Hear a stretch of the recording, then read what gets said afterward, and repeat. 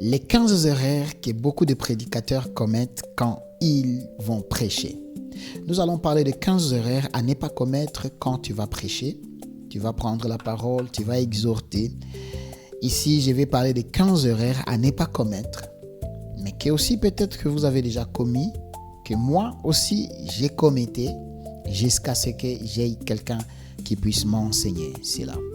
Je suis le pasteur Jeffistan Kombi, enseignant dans les instituts bibliques des Assemblées de Dieu en Afrique et au Brésil, mais aussi je suis pasteur dans les églises La Borne, Last Harvest. J'aimerais nous parler des erreurs que beaucoup de serviteurs de Dieu commettent, consciemment ou inconsciemment, ou parce que peut-être ils n'ont jamais été enseignés sur cela, et surtout savoir l'impact que cela a sur l'auditoire que tu as à prêcher. Tu as un message à transmettre et les gens doivent capter cela. Mais pourquoi parfois tu sens que il y a les jours que les gens suivent ça bien et il y a les jours que les gens ne suivent pas ça bien? Peut-être il y a des petites erreurs que tu ne reconnais pas, mais que aussi le public peut-être ne voit pas bien, mais il se comporte autrement à cause de ces erreurs. Est-ce qu'on peut en parler? Il y a 15 erreurs que nous allons parler en partie. Première erreur que beaucoup de prédicateurs commettent, c'est de commencer par des excuses. S'excuser quand ils commencent. Il y a beaucoup d'excuses. Parfois, beaucoup de prédicateurs disent « Bon, excusez-moi, je ne me suis pas préparé. Je ne sais pas qu'est-ce que je vais prêcher. » Ou « Excusez-moi, je ne regarde pas bien. Je n'ai pas les yeux qui regardent bien. » Quand déjà vous commencez avec les excuses, ça réduit certaines choses déjà dans la conscience des personnes qui sont devant vous. Ça réduit la considération. Imaginez que tu veux prêcher sur la puissance de Dieu, la guérison divine, la guérison de Dieu. Voilà, tu veux nous prêcher sur la guérison, mais déjà tu nous dis que toi-même tu es malade des yeux, tes yeux ne voient pas bien. Comment est-ce que toi qui ne vois pas bien, tu veux nous parler de quelqu'un qui guérit? Tu nous dis déjà que tu n'as pas préparé. Pourquoi nous devons suivre quelqu'un qui n'est pas préparé? Des gens se excuses, entrent dans la conscience des gens. Indirectement, ils n'ont plus l'intérêt de te suivre. Pourquoi certains prédicateurs s'excusent comme ça? C'est par manque de confiance. C'est quand ils n'ont pas la confiance en eux-mêmes. C'est par mauvaise préparation. Ou je dirais, les autres, c'est par la fausse humilité. Ils pensent que c'est ça l'humilité, c'est ça être humble. Pourtant, ça, ce n'est pas vrai. Les gens ont besoin de sentir que la personne qui est là, ouais, il doit être là pour leur donner. Parfois aussi, c'est le stress. Les stress font que beaucoup de gens commencent par des excuses. Et c'est une erreur. Cela diminue votre autorité, premièrement. Ça diminue ton autorité face aux personnes qui te suivent. Le peuple commence à douter de votre message parce que tu as commencé par des excuses. Cela prépare négativement l'auditoire. L'auditoire est préparé d'une manière négative au lieu d'être préparé d'une manière positive. Les gens attendent déjà à recevoir un mauvais message. C'est-à-dire, ils sont déjà déçus de toi avant même de recevoir ce qui vient de toi. Cela dévalorise la parole de Dieu. Ça dévalorise la puissance de la parole de Dieu que tu veux les prêcher. Alors, s'il vous plaît, tu es malade, tu ne te sens pas bien, je ne sais pas, peut-être tu n'es pas trop sûr de ce que tu veux prêcher. Tu n'as pas besoin de montrer ça aux gens. Je suis malade, je ne me sens pas bien, mais malgré ça, je viens vous prêcher. On n'a pas besoin de savoir ça. Toi, prêche la parole et celui que tu es en train de prêcher va s'occuper de ta santé. Ne commence pas ton message par des excuses. Suivez deuxième erreur que beaucoup de prédicateurs commettent. Deuxième erreur que beaucoup de prédicateurs commettent quand ils vont prêcher et ne commettent pas ces erreurs, c'est prêcher sans préparation. Prêcher sans se préparer. C'est-à-dire tu montes à la chair sans étudier ce que tu veux prêcher. Sans un plan, sans objectif clair de ce que tu veux prêcher. C'est une erreur grave. Même si on t'annonce maintenant que tu dois aller monter pour prêcher, le moment qu'on t'annonce là, commence la préparation. Je suis quelqu'un qui croit au Saint-Esprit. Je crois que le Saint-Esprit peut nous guider. Mais aussi le Saint-Esprit peut te préparer. C'est une chose que tu dois savoir. Le Saint-Esprit peut te parler pendant la préparation. Et il ne faut pas avoir l'excès de confiance dans la prédication.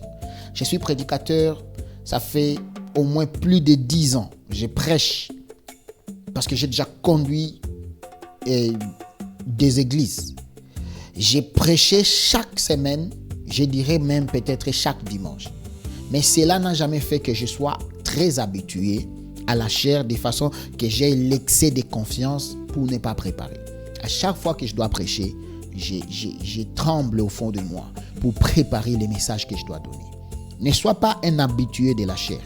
Aie toujours le temps de te préparer. Un temps de préparation dans la prière. Beaucoup de prédicateurs tombent dans ce que nous appelons la paresse spirituelle.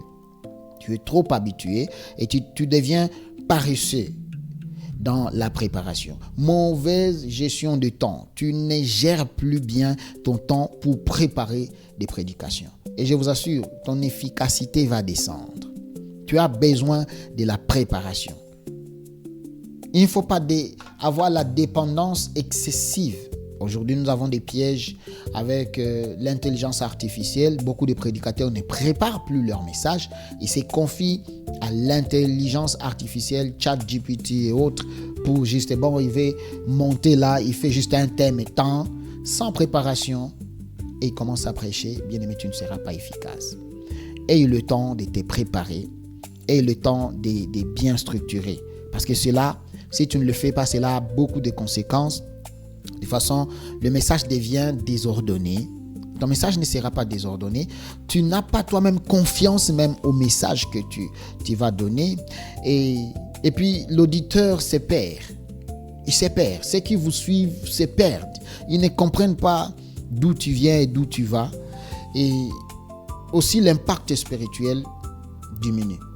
Il n'y a pas vraiment de l'impact spirituel dans ce que tu es en train de prêcher. Alors, quand tu sais que tu vas prêcher, bien-aimé, prépare-toi.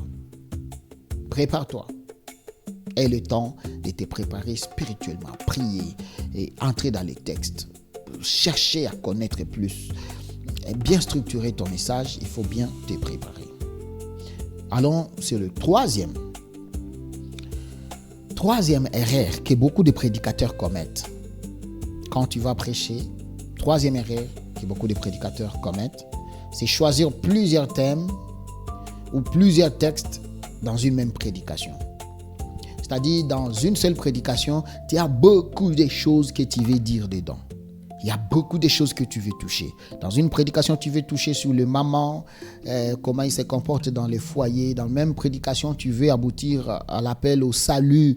Dans une même prédication, tu veux que les gens donnent des offrandes pour cette activité de l'église. Dans une même prédication, tu veux toucher sur l'histoire de Lazare. Dans une même prédication, tu veux voir comment Jésus avait ressuscité des morts. Dans la même prédication, tu veux parler de l'offrande d'Abraham quand il voulait donner Isaac. Tu vas t'embrayer. Tu vas toi-même t'embrayer et au final, le peuple de Dieu finira toujours par dire Amen sans rien recevoir.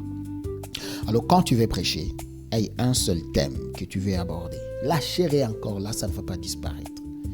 Aie un seul thème, que tous les textes que tu vas sélectionner pour accompagner ces thèmes marchent dans la même ligne avec ces thèmes-là.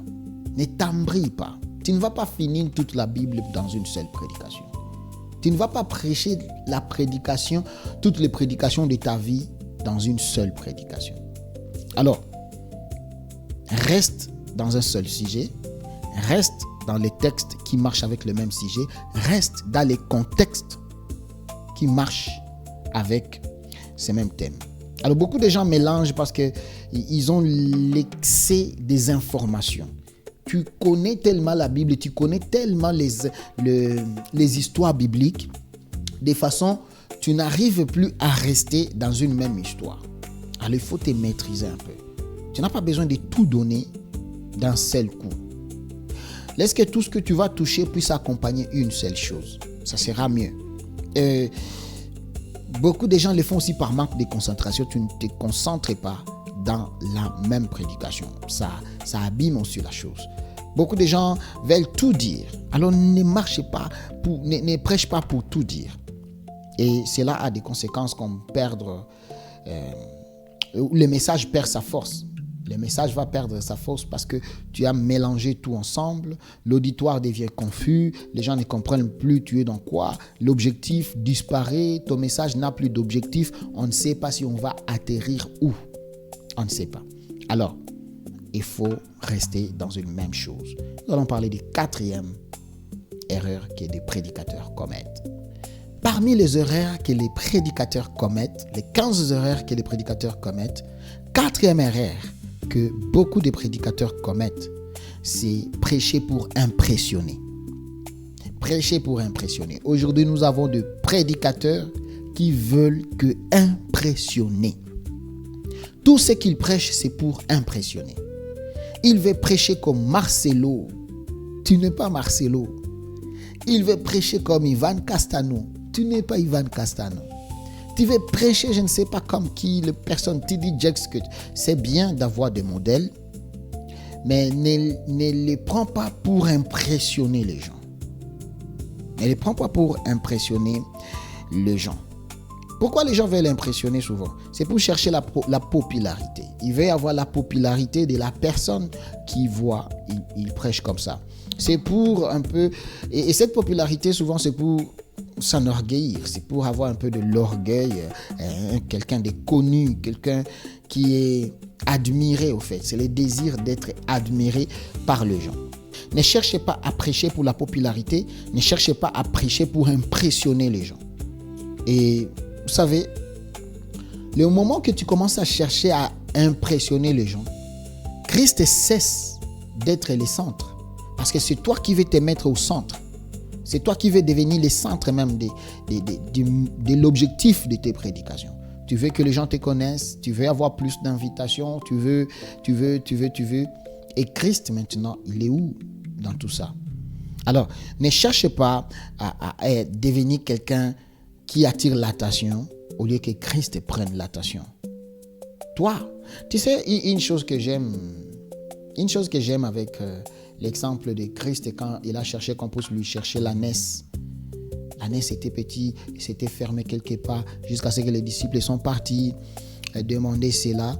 Et on a amené cela. Christ est monté sur cette ânesse. Et puis, la parole de Dieu nous dit, quand maintenant, cette ânesse, c'était petit, quand ça portait Christ, les gens mettaient l'épargne, les gens mettaient tout ce qu'il faut sur la route pour que ça marche sur ça.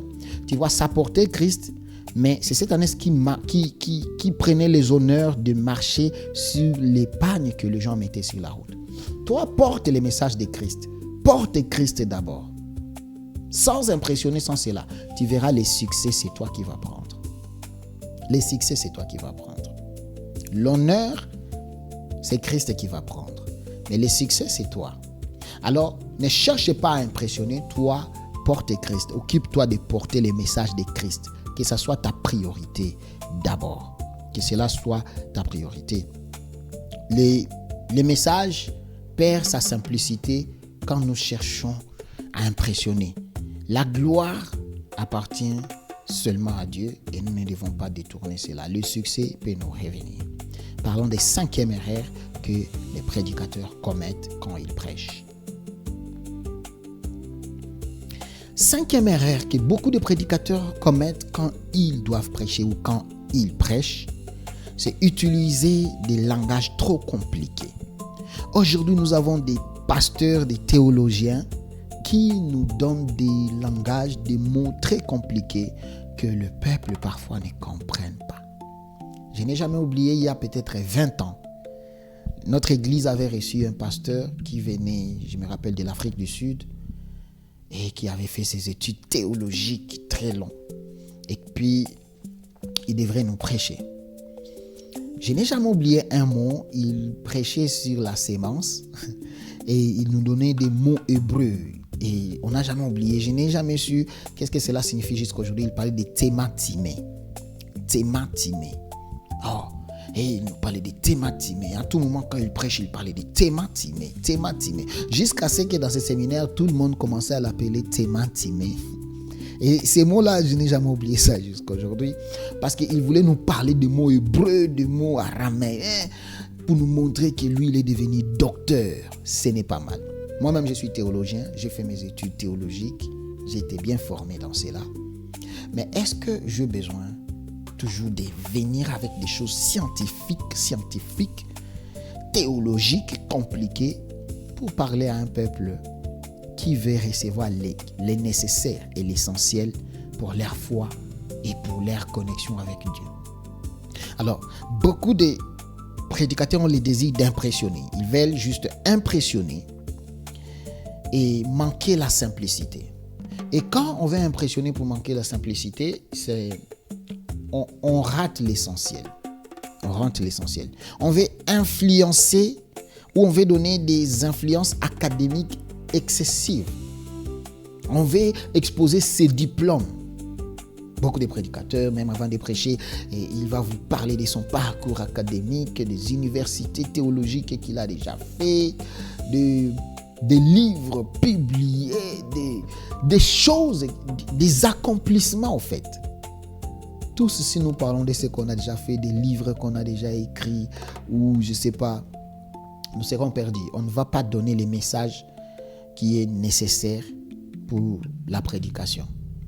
Ce n'est pas mal, ça encourage peut-être, mais est-ce que c'est vraiment nécessaire quand on va prêcher de donner tout cela? Alors c'est parmi les erreurs que des prédicateurs commettent. Et comme conséquence, le peuple ne comprend plus rien. Le peuple ne comprend rien. Toi, tu vas donner des mots compliqués, mais le peuple ne comprend rien. Vous savez que même, il y a des auditoires où tu n'as pas besoin d'utiliser les mots comme tu seras restauré, tu seras restauré. Les gens qui sont affermis comprennent la restauration, c'est quoi. Mais les gens, tu vas par exemple prêcher aux prisons, ils ne connaissent pas Christ, ils n'ont jamais reçu le salut. Tu leur dis, tu seras restauré. Ils ne comprennent pas la restauration de quoi. Et même quand tu parles du salut, il y a les gens qui ne comprennent pas le salut, c'est quoi. Donc quand tu vas prêcher, il faut regarder ton auditoire, il faut regarder les gens qui sont devant toi. Ils sont de quel niveau spirituel, quel niveau intellectuel, quel niveau ils ont pour comprendre certains mots, certaines choses. Il y a les mots que je peux utiliser avec vous parce que vous êtes des serviteurs de Dieu. Vous les comprenez. Par là, nous comprenons que en utilisant le langage compliqué, il y a rupture des communications ou des connexions entre vous en tant que prédicateur et le peuple de Dieu que vous êtes en train de prêcher. Pourtant, c'est ça même l'importance. Pourtant, nous comprenons qu'en utilisant le langage compliqué, il y a la connexion qui est rompue entre le prédicateur et le peuple qui est en train de suivre. Pourtant, l'objectif de la prédication, c'est de communiquer les messages au peuple qui nous écoute. Alors, quand nous utilisons déjà les mots compliqués, les phrases très compliquées, à quoi bon de prêcher? Pourtant, l'essentiel, c'est de communiquer notre message. Alors, quand tu es enseignant, prédicateur, quand tu veux prêcher, ne cherchez pas à compliquer avec des mots que le peuple ne va pas comprendre. Parce que même l'enseignement va perdre son efficacité. L'enseignement va perdre son importance à cause des mots qui sont très compliqués que le peuple de Dieu ne comprend pas. J'aimerais que nous puissions parler du 16e. J'aimerais que nous puissions parler du 16e. Alors, j'aimerais que nous puissions parler du 6e erreur que les prédicateurs commettent dans la prédication. 6e erreur que les prédicateurs commettent quand ils prêchent. Cette 6e erreur, c'est de ne pas donner l'application pratique dans ce que nous enseignons. Expliquer la Bible sans montrer comment la vivre. Expliquer les faits historique de la Bible sans nous dire pratiquement maintenant nous faisons quoi, comment appliquer cela dans la vie réelle. Et ça, c'est une erreur que beaucoup de prédicateurs commettent. Tu nous enseignes l'histoire d'Abraham. Voici, Abraham avait donné Isaac, il lui a amené à la montagne, il voulait le tuer et puis Dieu lui a parlé comme ci comme ça. D'accord, c'est biblique et c'est bien. Maintenant, nous là, on fait quoi? Est-ce que nous prenons nos enfants, l'un de nos enfants, on l'amène à la montagne? Déjà, quelle montagne? Est-ce qu'on doit essayer de couper et on va écouter la voix de Dieu? La Bible est constituée de plusieurs très belles et bonnes histoires entre Dieu et les hommes. Et la Bible, c'est comme une référence qui nous montre comment Dieu a communiqué, comment il a opéré avec les hommes. Alors, quelque part, la Bible, c'est comme l'exemple de ce que Dieu a fait. Mais aujourd'hui, nous avons besoin de savoir comment nous devons appliquer cela dans la vie réelle d'aujourd'hui, dans la vie d'aujourd'hui. Comment nous devons appliquer ça? Alors, quand nous prêchons, essayons de prendre les exemples bibliques, mais en amenant cela sur la vie pratique actuelle. Qu'est-ce que nous faisons maintenant? On ne doit pas rester dans les théories bibliques, historiques, sans pourtant voir la pratique aujourd'hui. Nous devons expérimenter la pratique de ce que nous enseignons. Dis-nous qu'est-ce que nous faisons pratiquement. Ça ne doit pas rester d'une manière intellectuelle. Les enseignements ne doivent pas rester seulement intellectuels, d'y passer intellectuels, mais amenez-nous dans la pratique. La prédication est bonne et captée si nous connaissons pratiquement qu'est-ce que nous devons faire. Alors, les conséquences de rester toujours dans le passé, parmi les conséquences, c'est que les messages restent dans la tête, mais il n'atteint pas au fait la vie quotidienne. Ça reste là dans la tête, on sait, bon, d'accord, Abraham avait fait ceci, il avait cela, mais ça n'a rien à faire dans notre vie pratique. Mais si tu nous enseignais, voilà, Abraham avait fait ça, et nous aujourd'hui, nous sommes appelés à faire ça, à pratiquer comme ça, pas seulement ça reste dans la tête, mais ça passe par la pratique. Et comme conséquence encore, deuxième conséquence, c'est que les auditeurs ne savent pas quoi faire quand on reste seulement dans les explications, mais on n'est pas dans la pratique. Les auditeurs ou l'Église ne sait pas quoi faire. Pourtant, c'est bien toujours quand on enseigne quelque chose, on doit leur dire voici ce que nous devons faire dans la vie pratique. Et beaucoup de prédicateurs nous laissent dans le passé sans pourtant nous ramener dans la vie pratique. Et il y aura peu de transformation. Les gens ne sont pas transformés. Les messages n'amènent rien comme impact dans nos vies. Alors, chers prédicateurs, quand vous avez une prédication, ne restez pas seulement dans les contextes du passé. Amenez-nous dans les je suis. Même Dieu lui-même, il est dans les je suis. Il est présent. Amenez-nous dans le présent afin que nous puissions pratiquer ce que tu nous enseignes. Septième erreur que les prédicateurs commettent. Septième erreur que les prédicateurs commettent quand ils prêchent. Beaucoup de prédicateurs commettent cette erreur. Septième erreur que les prédicateurs commettent quand ils prêchent, c'est chercher les émotions sans enseigner la vérité. Chercher les émotions sans pourtant toucher la vraie vérité. Et ici, beaucoup de prédicateurs remplacent l'enseignement par des cris, par des pleurs, par des excitations. Tu sens qu'il y a des émotions. Un prédicateur qui prie, et ça j'ai trouvé ça beaucoup chez les Brésiliens, les églises brésiliennes. Donc tout est émotionnel. Le prédicateur doit pleurer pour que les gens voient que vraiment elle a été touchée. Dans nos églises pentecôtistes en Afrique, il faut que quelqu'un tombe, il faut que quelqu'un crie pour qu'on sache que voilà, le Saint-Esprit vient d'arriver. Alors, cela nous amène un peu dans les émotions. On cherche les émotions au lieu de faire passer l'essentiel, au lieu de faire passer la vérité transformatrice, au lieu de faire passer quelque chose qui va transformer nos âmes, quelque chose qui va transformer nos vies. Et pourquoi certains prédicateurs font cela ou tombent dans les émotions? Premièrement, parce qu'ils cherchent les réactions immédiates. Ils cherchent que les gens puissent réagir au fait. Alors tu commences à crier. Nos églises, tu verras, même si c'est un assemblée de 15 personnes, 20 personnes, on veut être émotionnel en mettant des cris, des baffles. On veut au fait faire des bruits qui vont déranger, croyant que c'est ça la puissance. Beaucoup de prédicateurs n'ont plus de voix après la prédication. Il n'y a plus la voix. Pendant qu'il a prêché 15 personnes, il a prêché 10 personnes, mais il veut crier. Ça, au fait, ce sont les émotions. Ça n'a rien à faire avec le Saint-Esprit. On tombe dans les émotions et on pense qu'en criant, c'est ça même la puissance. Et tout cela, c'est pour chercher les réactions immédiates. Et souvent, tu sais, les gens qui crient, qui font en fait, ils veulent juste faire des grimaces. Et parfois, tu verras même dans les émotions, il n'y a pas de contenu biblique. Il n'y a pas de contenu biblique. Moi, j'ai toujours dit aux serviteurs de Dieu, on ne gagne pas au procès parce qu'on a beaucoup crié. Tu ne vas pas gagner le procès parce que tu as beaucoup crié. Tu vas gagner par rapport aux articles que tu as donnés, aux faits que tu es en train de défendre.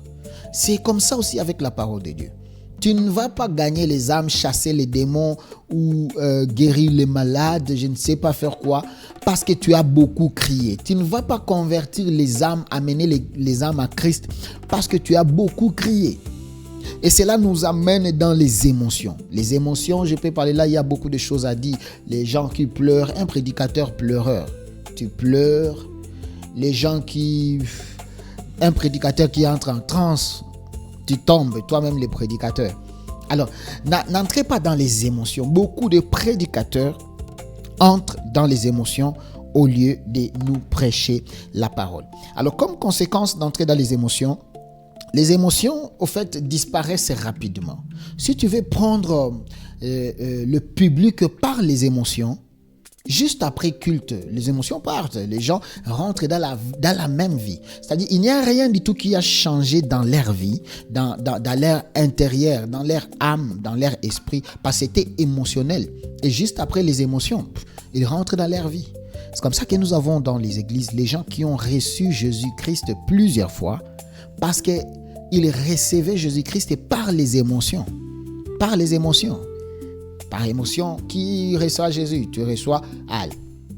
Mais après 2 heures, 3 heures, tu te rends compte que bon, tu es toujours la même, il n'y a rien du tout qui a changé, tu restes dans le même péché. C'est par émotion. C'est par émotion. Les gens qui tombent, les tombeurs, moi je les appelle des tombeurs dans nos églises.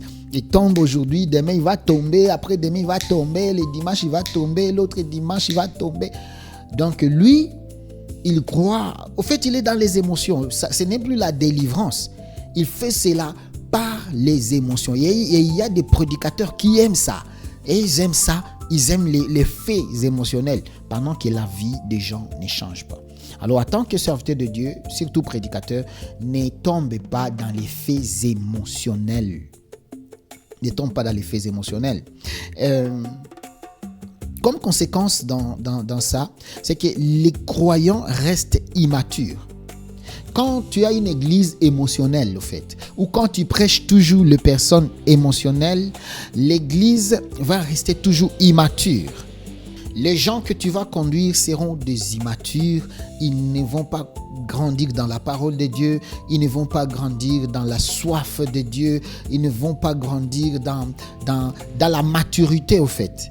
Parce que ce sont des gens qui stagnent dans les émotions. Parmi d'autres conséquences, c'est que la fondation spirituelle demeure faible. Il n'y a pas de fondation spirituelle. Et quand tu as une église émotionnelle, ne pense pas que tu as encore une église. Parce que les émotionnels partent là où il y a plus d'émotions. C'est pourquoi quand ils vont écouter, il y a un nouveau prophète qui est venu, ils vont aller là-bas. Aller encore consommer, tomber, je ne sais pas, entrer dans les émotions. Et quand encore là, ils vont écouter qu'il y a encore une autre église qui vient d'ouvrir quelque part, ils vont partir. Alors, ne bâtis pas ton ministère sur les émotions. Ne bâtis pas les membres ou les disciples sur les émotions. Ne prêche pas sur base des émotions. Prêche la vérité, prêche la parole qui transforme, prêche avec le Saint-Esprit et tu verras que tu vas plus impacter que rester dans les émotions. 8e erreur que le prédicateur commette.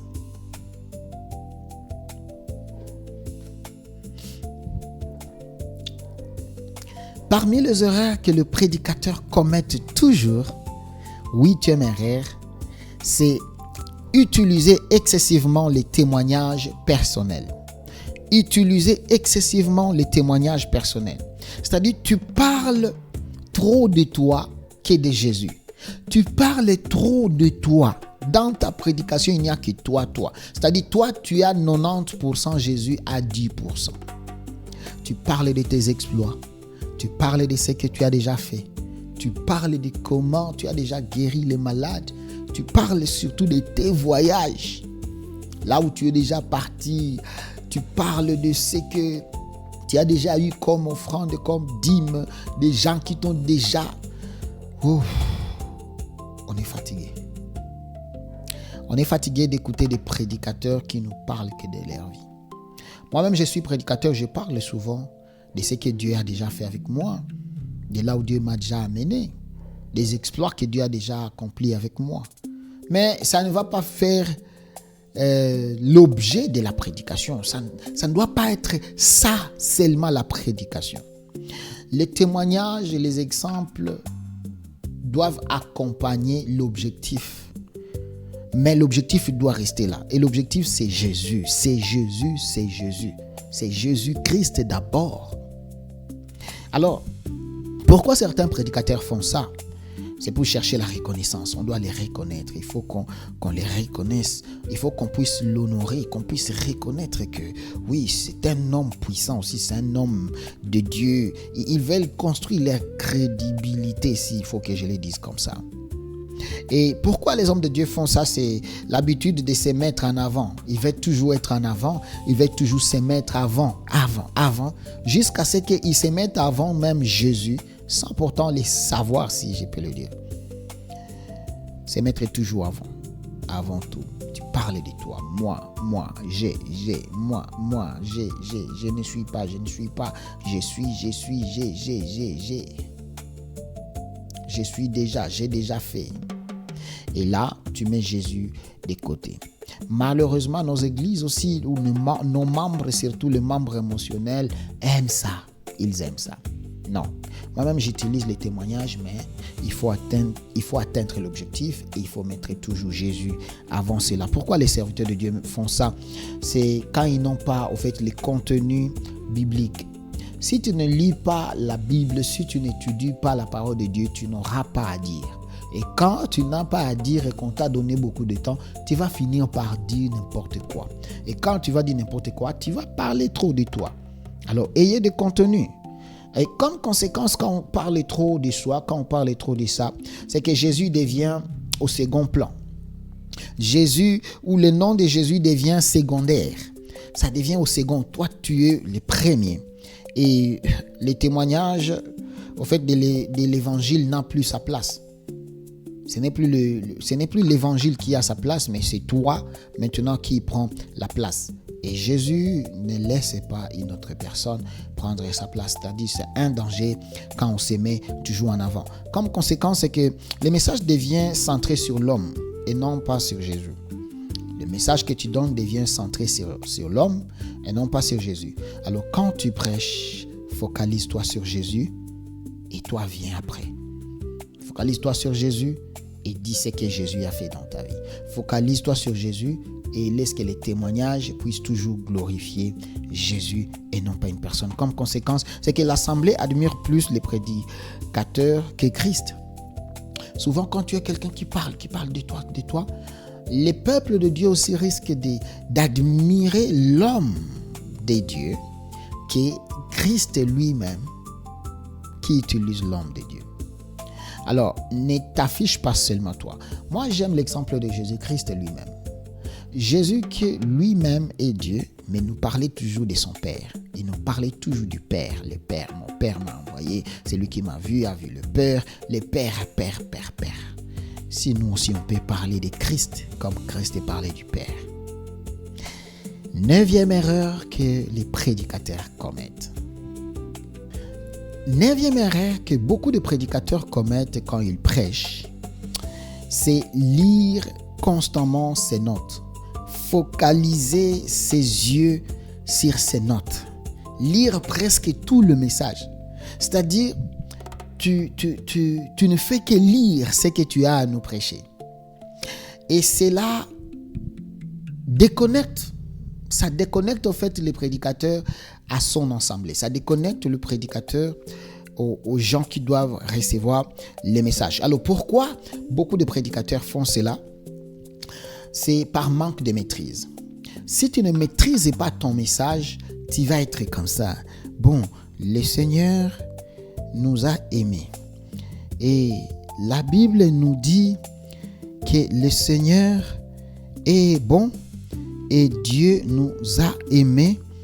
Et quiconque croit, il va aller au ciel. Alors, bien-aimés, croyez au Seigneur. Non, mon frère.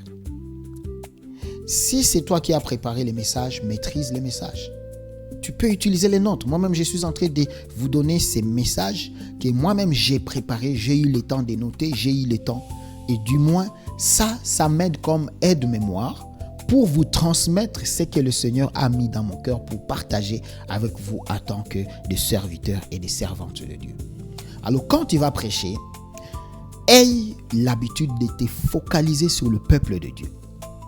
Les 10% doivent être sur ton note, mais les 90% doivent être sur le public. Parle au public. Tu n'es pas en train de parler à tes notes ou tu n'es pas en train de parler au cahier que tu tiens devant toi. Parle au peuple. Laisse que le peuple sente que tu es avec eux. Laisse que le peuple sente que tu maîtrises ce que tu es en train de leur donner. Souvent, les gens se focalisent sur les notes quand ils ne sont pas bien préparés. Tu ne t'es pas bien préparé et alors tu ne maîtrises pas. Tu es en train de maîtriser au même temps que le peuple. Quand tu dois prêcher, prépare-toi, maîtrise la structure de ta prédication.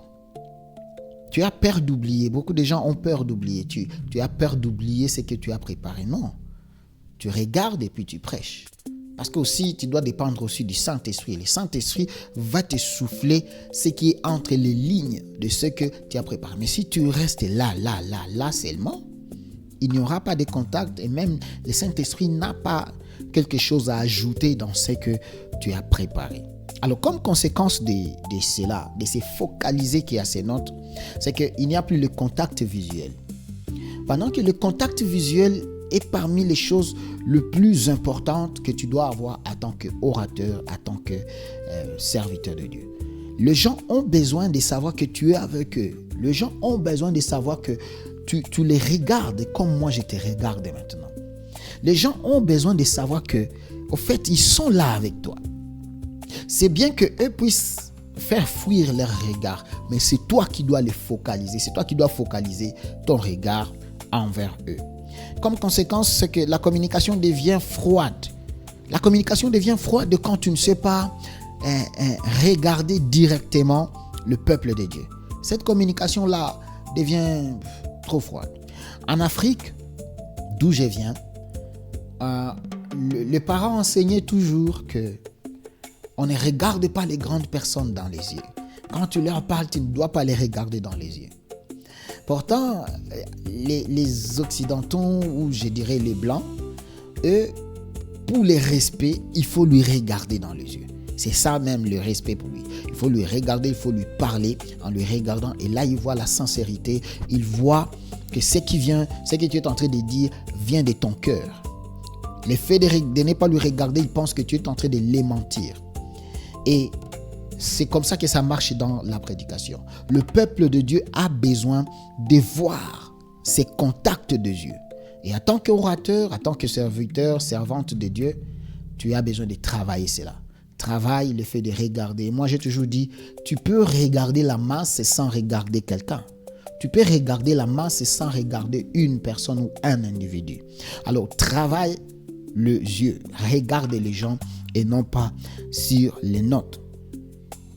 Et c'est merveilleux quand on est en train de prêcher, tu regardes les gens et tu vois les réactions des gens. Parce que là, tu vas voir les réactions.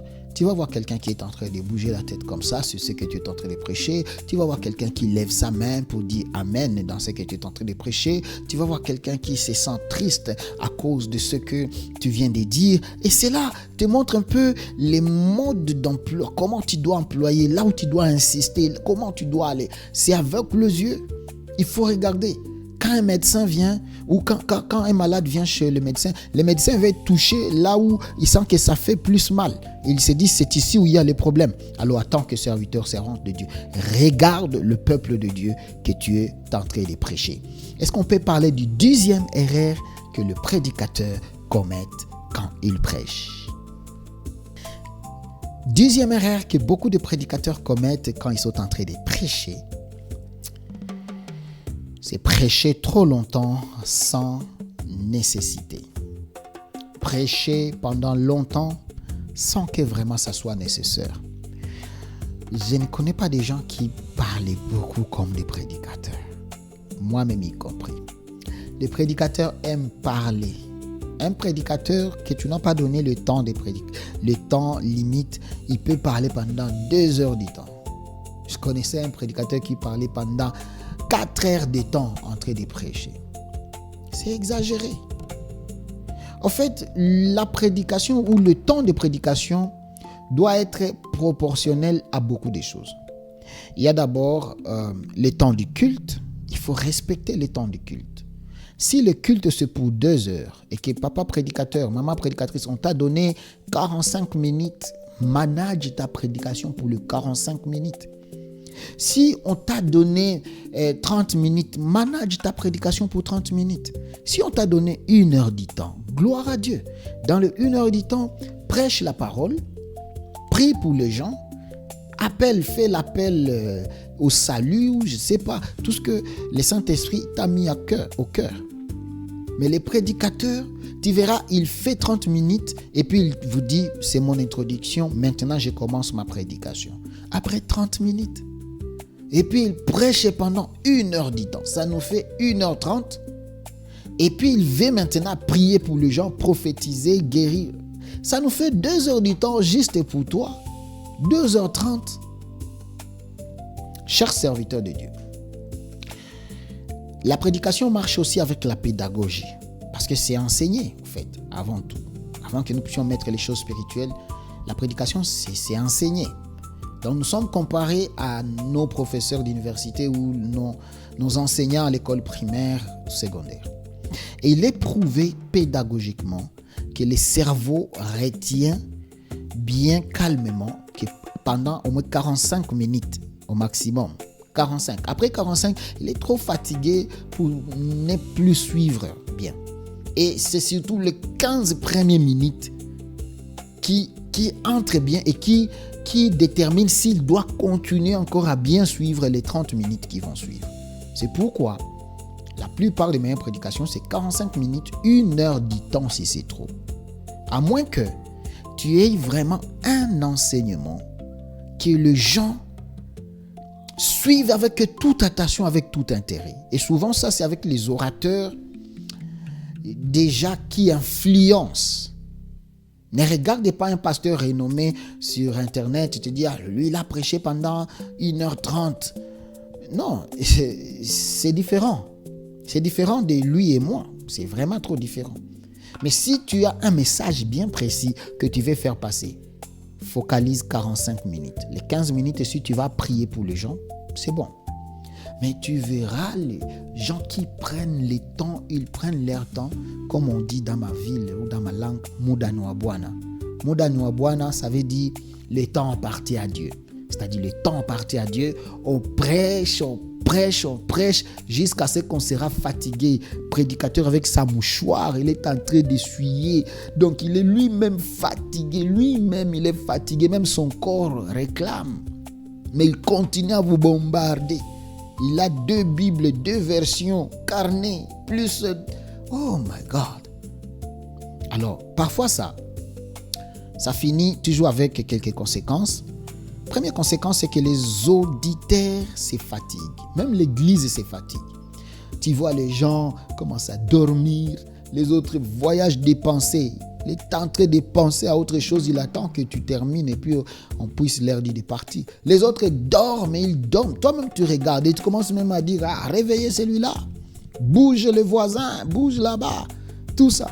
Les enfants crient. Les enfants commencent à pleurer parce qu'ils sont fatigués. Il y a de la chaleur partout. Tu n'as pas besoin de partir avec un long message et tu as préparé 20 points pour nous prêcher comment Jésus est Dieu. Tout ça, c'est bien. Mais est-ce qu'on va retenir même ce que tu nous enseignes là?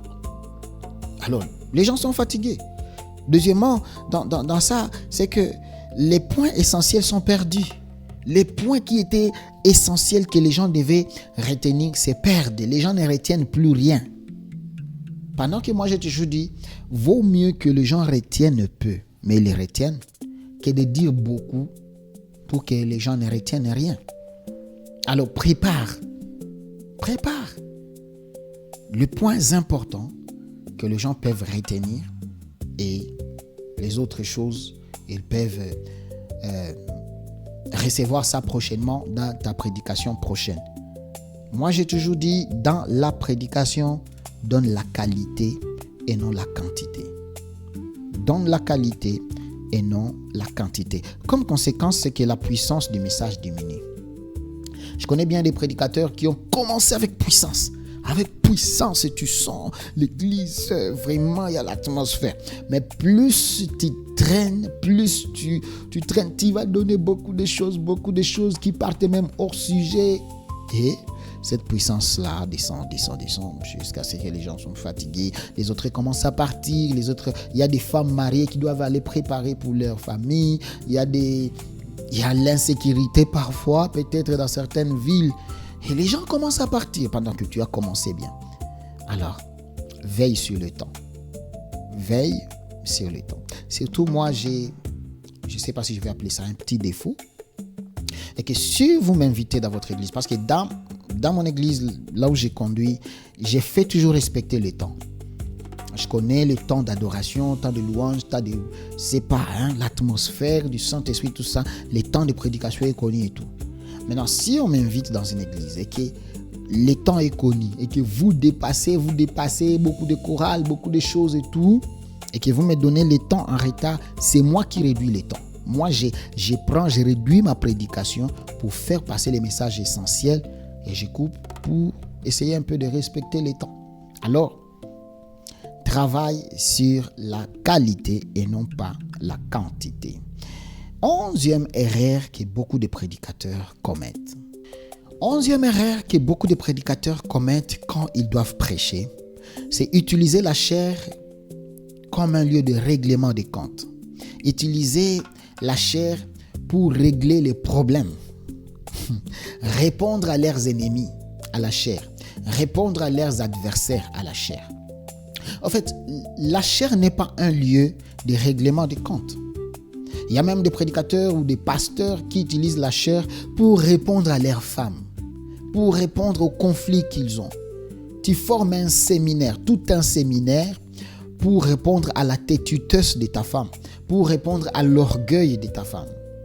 Tu formes tout un séminaire pour régler les problèmes que tu as avec tes enfants.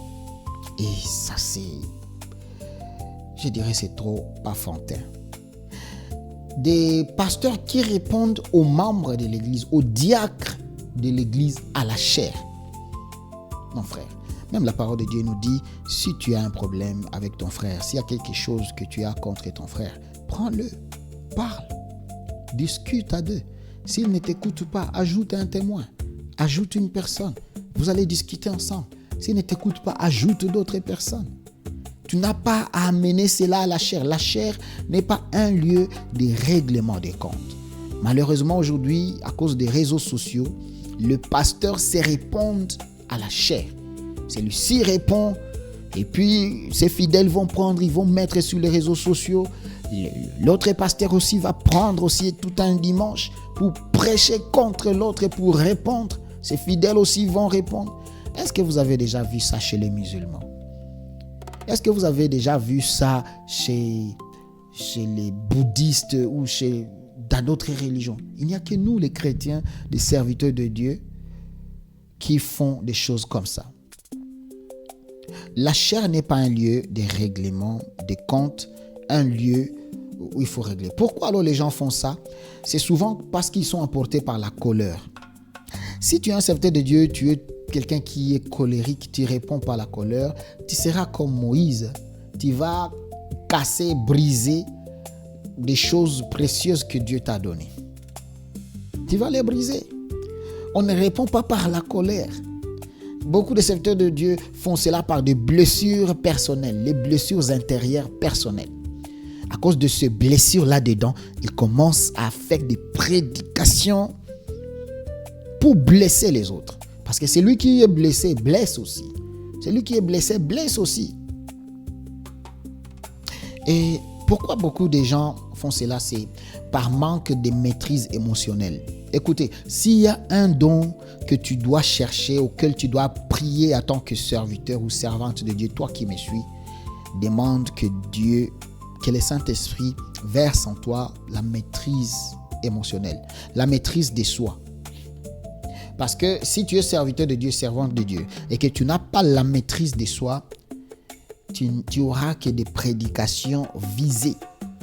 Des prédications visées émotionnellement, des prédications visées à cause de la colère, des prédications visées à cause de blessures que tu as dans ton cœur. Alors, comme conséquence dans tout ça, c'est que l'église devient mal à l'aise. Il y a les gens qui vont commencer à dire, pasteur a prêché ma vie. Le pasteur m'a prêché. Ce qu'il a parlé là, c'est vraiment ma vie. Il a parlé que de moi.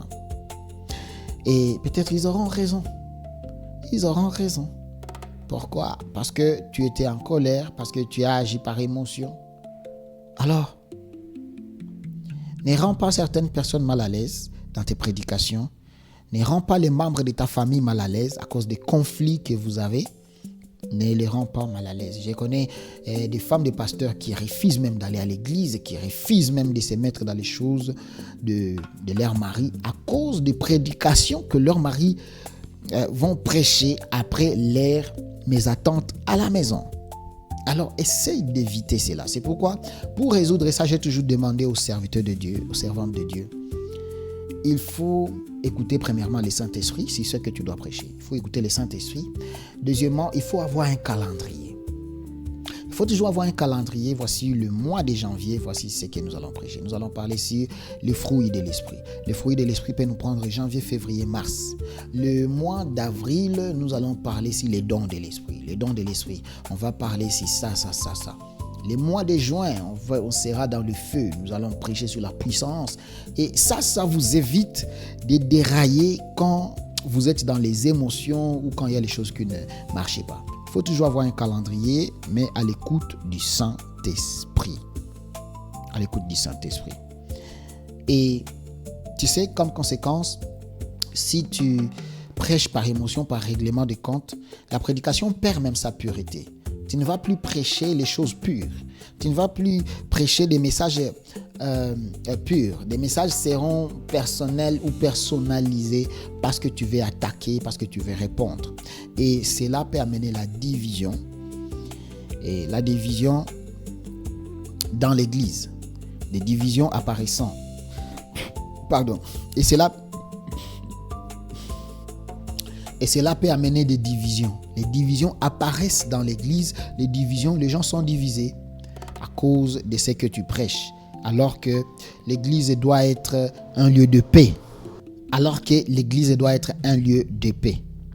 C'est pourquoi ne prêche pas par de blessures pour faire les règlements des comptes.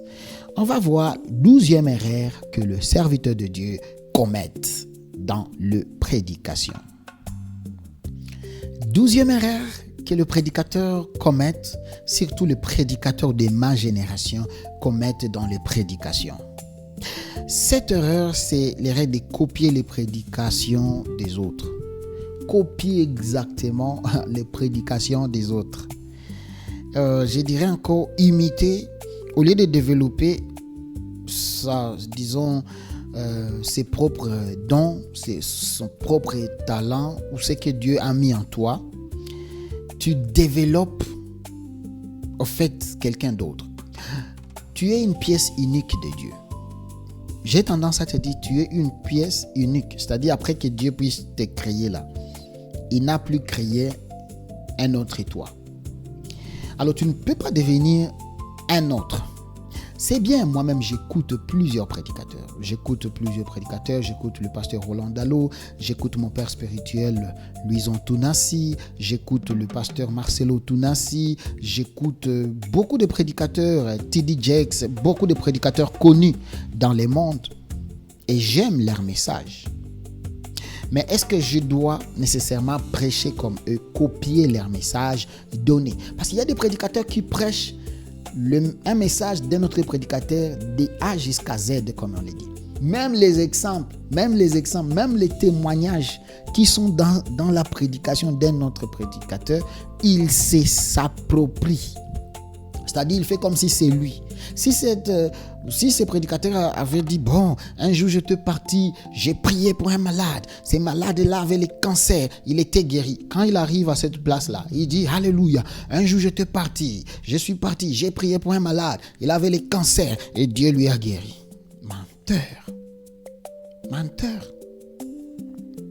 Tu prends tous les points, les sous-points, bon, je n'ai pas de problème avec ça, mais même les témoignages, même les exemples personnalisés.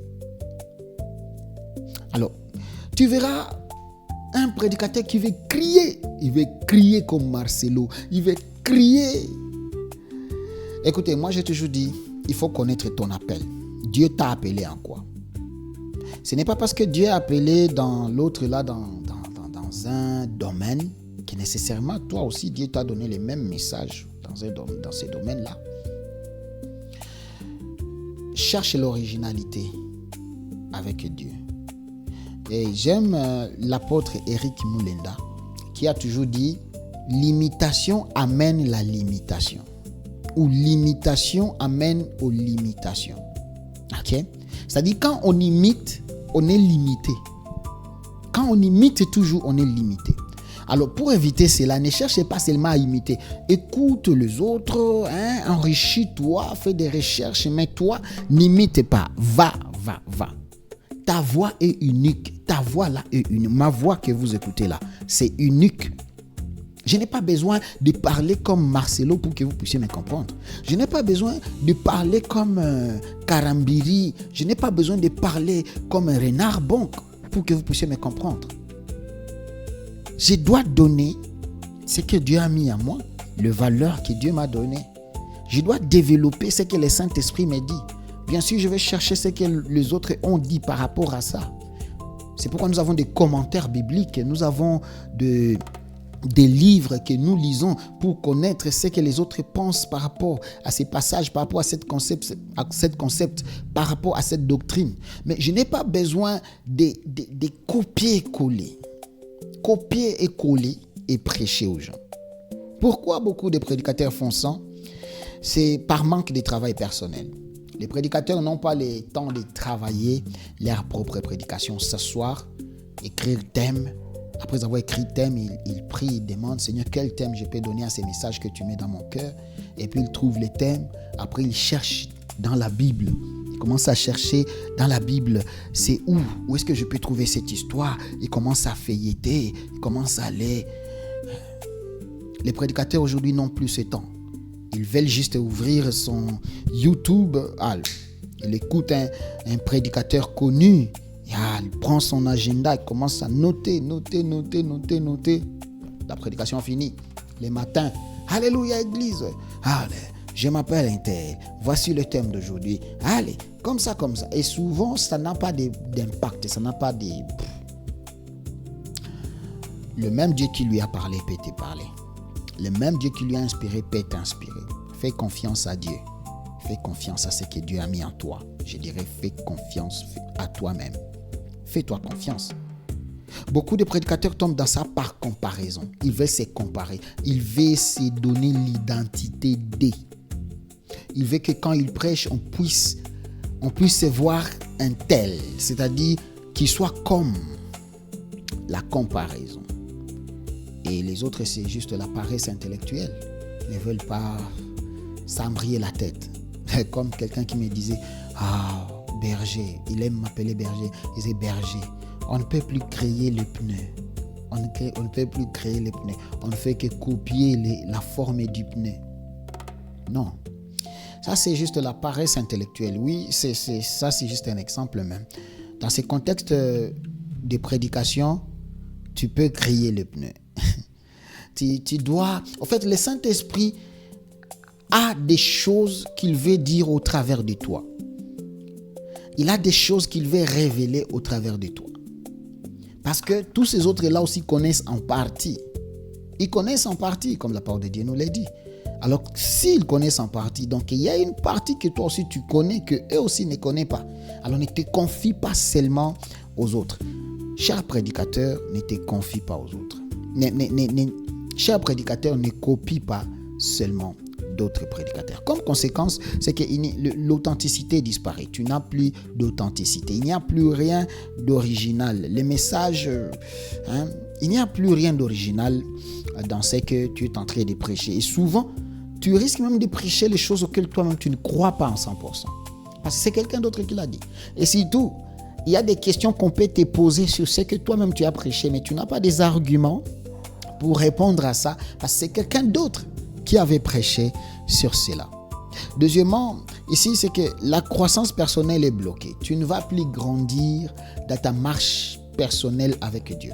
Tu ne vas pas grandir dans l'écoute de Dieu. Tu ne vas pas écouter Dieu comme il faut, parce qu'au fait, tu ne l'écoutes pas. Tu écoutes les hommes. Tu ne l'écoutes pas. Tu écoutes les hommes. Alors, développe cela. Sinon, il n'y aura plus de croissance personnelle. Et comme troisième conséquence, c'est que l'onction personnelle ne se développe plus. L'onction personnelle ne se développe pas. Toi, tu penses que si tu as vu l'autre là, après les messages que tu as copiés, s'il a prié pour les malades, toi, si tu crois nécessairement qu'après ça, tu vas prier pour les malades et les choses vont se passer telles que ça s'est passé dans la vidéo, pendant que le problème qui était dans l'atmosphère, dans la salle, là où lui il a prêché, ne sont pas le même problème que dans la salle, là où toi tu veux prêcher. Les besoins spirituels qui étaient là, dans la salle, là où il a prêché, ne sont pas le même besoin spirituel qui se trouve là où tu es. Alors, pourquoi copier? Pourquoi prendre les copier-coller? Donc, c'est une erreur que beaucoup de prédicateurs commettent dans la prédication. Est-ce qu'on peut parler des 13e erreurs que le prédicateur commet dans la prédication? 13e erreur que le prédicateur commet dans leur prédication. 13e chose que beaucoup de prédicateurs font dans leur parcours de prédicateur. Cette erreur, c'est de prêcher ce que l'on ne vit pas. Beaucoup de prédicateurs prêchent les choses qu'ils ne vivent pas. Ils enseignent ce que l'on refuse soi-même d'appliquer au fait. Tu prêches sur la dîme pendant que toi-même tu n'es pas un donneur de dîmes. Tu prêches sur les offrandes pendant que toi-même tu n'es pas un bon donneur d'offrandes. Tu prêches sur le jeûne de prière pendant que toi-même tu jeûnes rarement. La meilleure prédication, c'est la prédication que toi-même tu vis. La prédication que toi-même tu mets en application. La prédication que toi-même tu sais appliquer. Si tu mets la prédication ou si tu enseignes la prédication que toi-même tu prêches, tu verras que ça sera différent. Parce que tu expérimentes ce que tu prêches. Tu mets la parole de Dieu, tu la vis au fait. Tu la vis. Tu vis les conséquences et tu vis les retombées de ce que tu es en train d'enseigner. Alors, pourquoi beaucoup de prédicateurs font ça? Je dirais juste, c'est par hypocrisie. Oui, malheureusement, beaucoup de prédicateurs sont hypocrites. Ils prêchent les choses qu'eux-mêmes ne vivent pas ou n'ont jamais vécues. Tu prêches la sanctification? Ah oui, c'est bien. Mais est-ce que toi-même, tu vis cette sanctification? Tu prêches la pureté? Ah, c'est bien, nous sommes bénis. Mais est-ce que toi-même, tu vis cette pureté? Tu prêches qu'il faut fuir l'impudicité? Ah, c'est très bien. Mais est-ce que toi-même, tu connais la route qu'il faut prendre pour fuir cette impudicité? Alors, Beaucoup de prédicateurs prêchent ce qu'ils ne vivent pas. Malheureusement. Et je l'ai dit à notre honte. Tu prêches la puissance de Dieu. Cher pasteur, est-ce que toi-même tu vis cette puissance-là? Est-ce que toi-même tu peux nous parler des témoignages de cette puissance? Tu nous prêches, en fait, ne prêchons pas les choses tout simplement parce qu'on doit prêcher ça. Ne prêchons pas des choses tout simplement parce que, je dirais, c'est écrit. Mais moi, je suis partisan du concept. En fait, je suis partisan du concept qui dit, Seigneur, fais-moi vivre les choses pour que je les prêche mieux. Fais-moi vivre les choses pour que je les prêche mieux. Depuis un moment, j'avais dit, Seigneur, les choses que moi-même je n'expérimente pas, je ne vais pas les prêcher.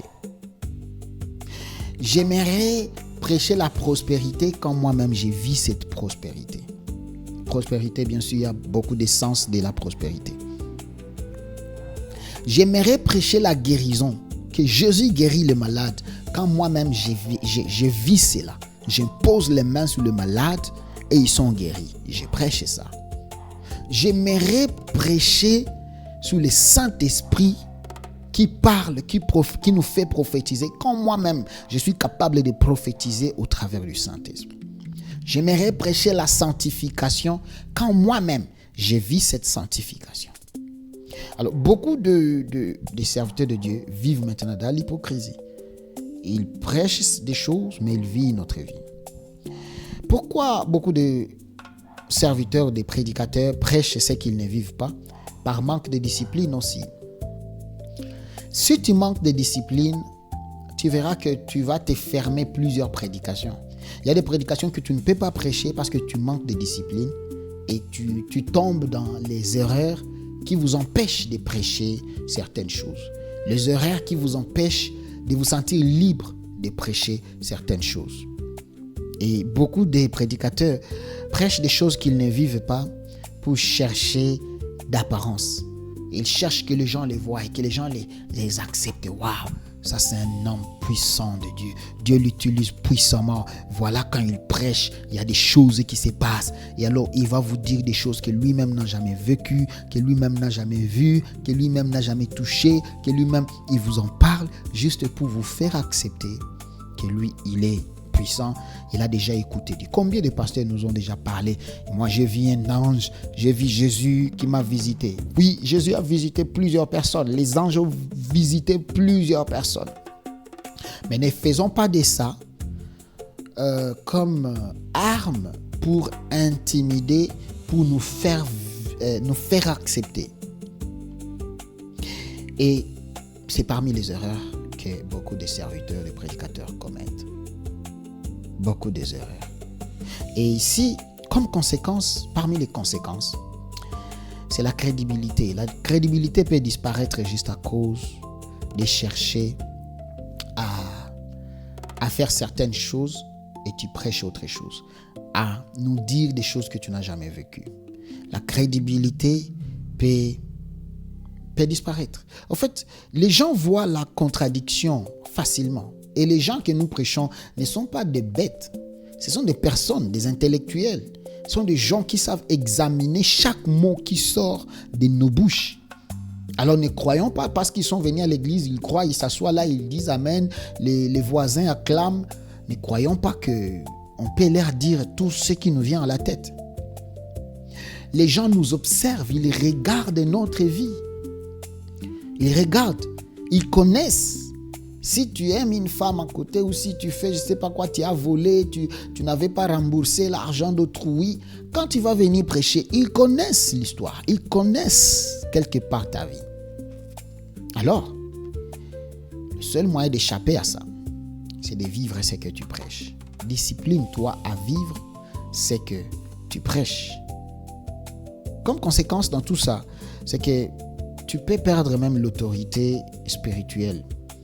Ton autorité spirituelle peut diminuer quand tu vis autre chose que tu prêches. Tu veux prêcher, mais les gens... Qui va prêcher? C'est tel frère, c'est telle sœur. La crédibilité n'est plus là. Pendant que tu as la parole de Dieu, tu as bien préparé, tu as des choses qui vont bénir le peuple de Dieu, mais il n'y a plus de crédibilité. Ils ne veulent même plus croire à ce que tu vas prêcher. Tout simplement parce que tu ne vis pas ce que tu prêches et tu ne prêches pas ce que tu vis. Comme conséquence dans tout ça, c'est que tu peux détruire ton témoignage. Le témoignage peut être détruit juste à cause des contradictions entre ce que tu es, ce que tu fais et ce que tu prêches. La crédibilité, les témoignages peuvent être détruits si tu as double vie. Une vie nocturne et une vie dans la lumière. Une vie cachée, personnelle, et une vie publique, s'il faut que je le dise comme ça. Alors, tu vas perdre ta crédibilité. Prêche ce que tu vis, vis ce que tu vis. Prêche ce que tu vis et vis ce que tu prêches. Et tu vas voir que ta vie va être merveilleuse quand tu es en train de prêcher. Tu n'as peur de rien. Et la parole de Dieu ne t'empêche pas de dire certaines choses. Ou ta vie ne t'empêche pas de dire certaines choses parce que tu es libre. Tu es libre. Parlons des 14e erreurs que le serviteur commet.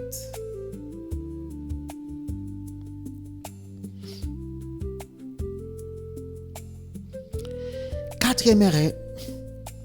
14e erreur que beaucoup de prédicateurs commettent dans leur prédication, c'est la négligence de l'introduction et de la conclusion. Négliger bien introduire et négliger bien conclure. Quand la plupart des prédicateurs préparent leur prédication, ils préparent que le corps.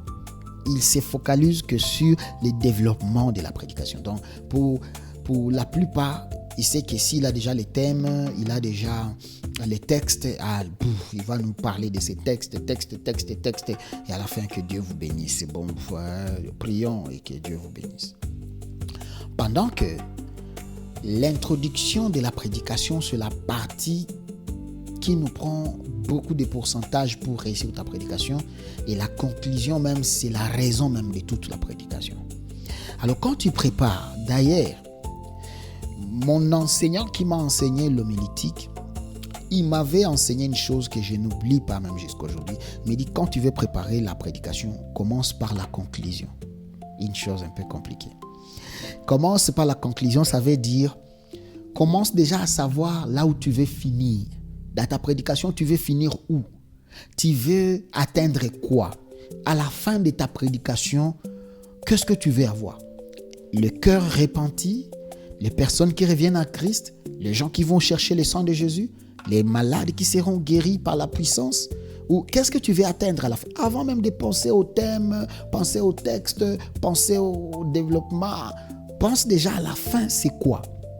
À la fin, quand tu connais la fin, tu peux facilement trouver les textes, tu peux facilement trouver les thèmes, tu peux facilement trouver comment introduire. Alors, beaucoup de prédicateurs négligent l'introduction.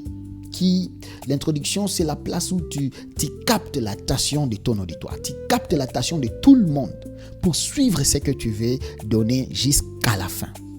L'introduction. Ne blague pas avec ton introduction. Ne blague pas avec ton introduction. L'introduction, c'est la place la plus capitale pour réussir ta prédication. Malheureusement, beaucoup de prédicateurs font du n'importe quoi dans l'introduction. Et à la fin, bats-toi pour atteindre l'objectif. La conclusion, c'est la partie où tu résumes tout ce que tu as prêché pour nous faire accepter, pour nous amener à la décision de ce que tu viens de prêcher. C'est à la conclusion. C'est-à-dire, si tu ne nous amènes pas à la décision à la fin, tout ce que tu as dit là, ça n'a pas d'impact, ça n'a rien. Alors, ne néglige pas ton introduction, ne néglige pas non plus ta conclusion. Prépare bien la partie du milieu et le développement. Mais les deux choses, l'intro et la conclusion, c'est la partie qui doit prendre même, je dirais, 70% de votre attention dans ce que tu es en train de faire.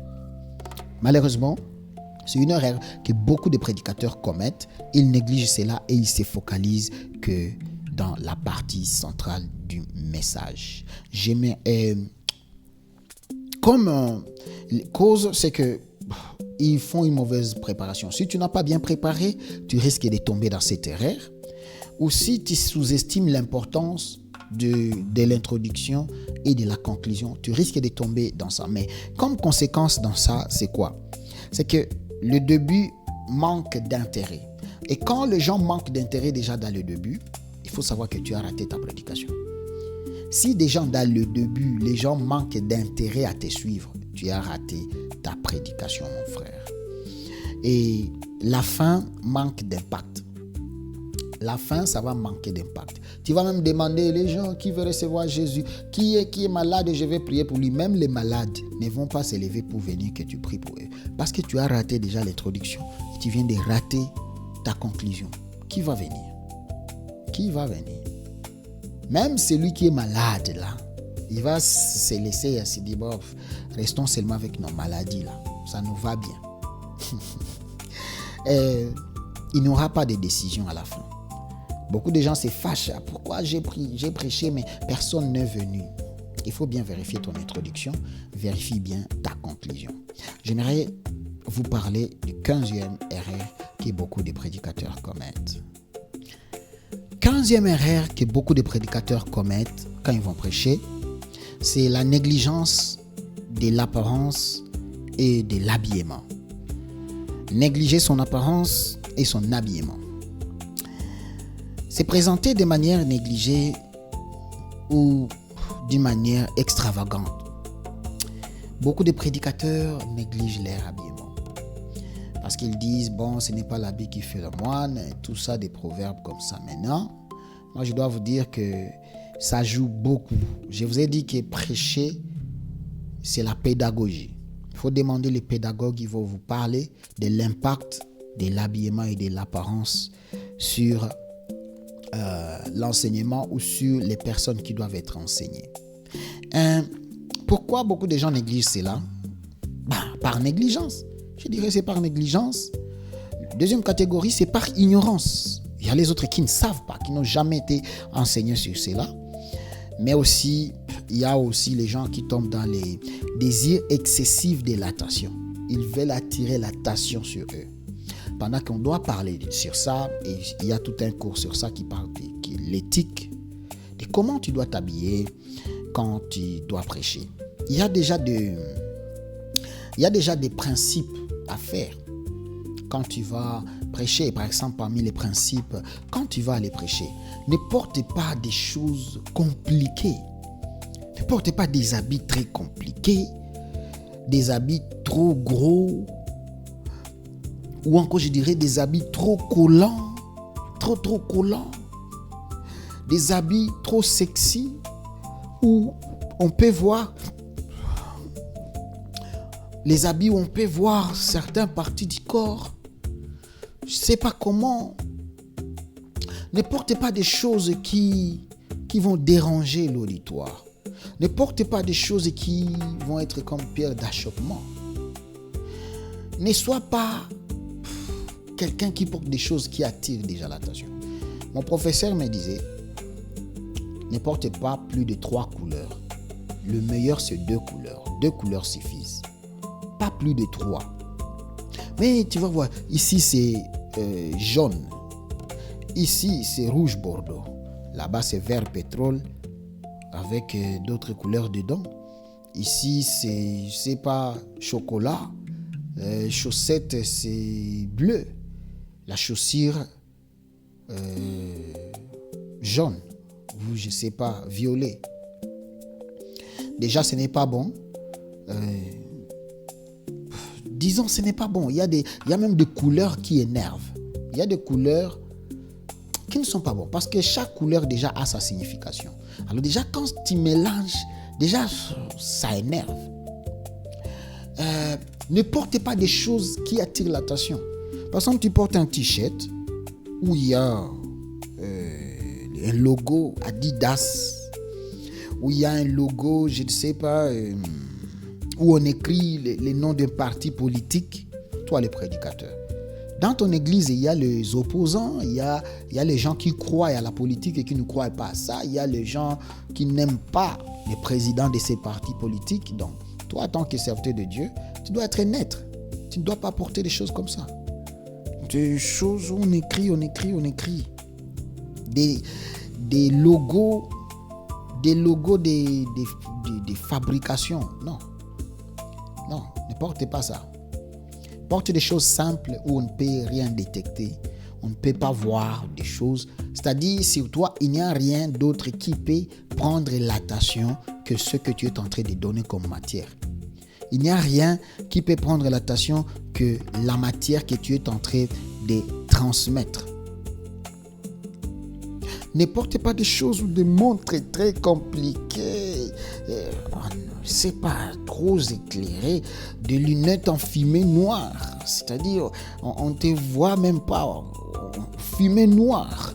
Je ne sais pas. Les chaînettes qui sont là avec des griffes compliquées. Des ceintures avec tête de lion. Cher prédicateur, on n'a pas besoin de tout ça. Nous avons besoin de voir un instrument de Dieu devant nous et qui nous transmet les messages qu'il a reçus de Dieu. C'est tout ce qu'on cherche. Qu'il soit bien habillé. De façon, il n'y a rien d'attirant sur lui. On ne regarde même pas ce qu'il a porté, mais on regarde le Saint-Esprit qui travaille en lui. Ne nous amenez pas des choses très... Ce n'est pas du show, en fait. Ce n'est pas du show, ce n'est pas un concert d'un fait mondain. Non, nous sommes là pour écouter ce que le Saint-Esprit a mis en toi. Comme conséquence dans ça, c'est que l'attention est détournée. On ne suit plus le message, mais nous regardons ce que tu as porté là. La crédibilité aussi diminue. Il y a des places où si tu viens avec des habits comme ça, peut-être d'ailleurs tu ne vas même pas prêcher, ou encore tu ne prêcheras plus à cause de ta manière de t'habiller. Les témoignages aussi. Les témoignages. Parce qu'en fait, on va parler. Les pasteurs là, la manière dont il s'est habillé, ce n'est pas bon. Tout ce que moi je peux conseiller en tant que serviteur de Dieu, sois propre. Sois seulement propre. Sois bien soigné. Bien soigné, tu as bien coupé tes barbes, tu as bien arrangé tes cheveux. Sois décent. Il faut que tu sois décent. Évite des choses extravagantes. Il ne faut pas mettre des choses... Évite plusieurs couleurs. Et tu verras, ton message va passer. Les gens ne vont pas se focaliser sur ce que tu as porté. Voilà les erreurs que beaucoup de prédicateurs commettent. S'il y a une autre erreur, tu peux écrire dans le commentaire. Que le Seigneur vous bénisse. Ici, c'est le pasteur Jeffiston Kombi, enseignant dans les instituts bibliques des Assemblées de Dieu en Afrique, mais aussi en Amérique du Sud. Que le Seigneur vous bénisse abondamment. Veuillez vous abonner à notre chaîne.